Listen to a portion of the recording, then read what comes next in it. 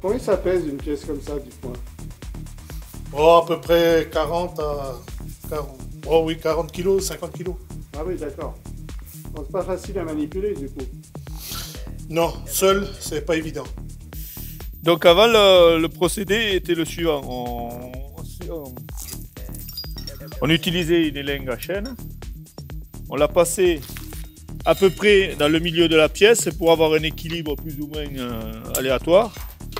Et on le levait. Voilà, là on estimait qu'on avait à peu près le bon angle, on avait un équilibre. Tout ça, ça se passait, l'opérateur était sous la charge quand même. Après, avec le pic, je sélectionne l'angle que je veux.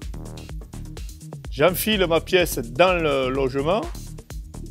Je la fais tourner jusqu'à ce que la pièce soit plus ou moins maintenue. L'autre opérateur vient dessous enlever la chaîne. Et après, on finit de rentrer la pièce. Il faut la tenir pendant le positionnement des vis. Tout ça, ça se passait à hauteur d'homme.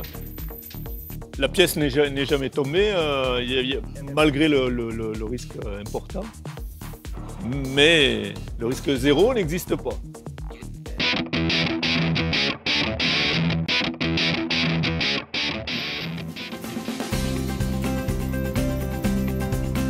La problématique, c'était la mise en place de la pièce d'usure du volet de sécurité. Suite à une formation PRAP animée par Corinne Ferrès, on a créé un prototype. On l'a essayé, ça nous a semblé très efficace, voire même super efficace. Au lieu d'utiliser 3 techniciens ou 2 techniciens, donc nous sommes passés à un technicien. Nous avons gagné sur la manipulation, la manutention, sur une pièce qui était assez conséquente et donc du fait, de par son endroit exigu, qui était un peu délicate à pouvoir mettre en place et à pouvoir supporter. Donc on y gagne en sécurité et nous y gagnons en temps de travail et en manipulation pour l'opérateur. Maintenant, on a une pièce homologuée et que l'on peut utiliser en toute sécurité.